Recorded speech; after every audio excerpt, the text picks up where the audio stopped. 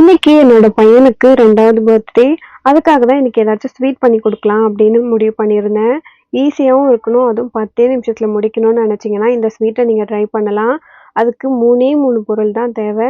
நான் இன்னைக்கு பால் காய்ச்சி எடுத்து வச்சுக்கிட்டேன். வீட்லயே குழந்தைங்களுக்கு ஸ்வீட் பண்றதுக்கு எப்படின்னு பார்க்கலாம். 1 ஸ்பூன் நெய் ஆட் பண்ணி, கூடவே 1 கப் பால் பவுடர ஆட் பண்ணிட்டு, 1 கிளாஸ் பால் ஆட் பண்ணி நல்லா வந்து கிளறி விட்டாச்சு. அது கூடவே கொஞ்சமா ஒயிட் சுகரும் நான் ஆட் பண்ணியிருந்தேன். எப்போவாவது சுகர் குடுக்கறதுல தப்பு கிடையாது. அதுக்கப்புறம் கொஞ்சமா ஏலக்காய் பவுடர ஆட் பண்ணி நல்லா கிளறி விட்டுட்டேன்.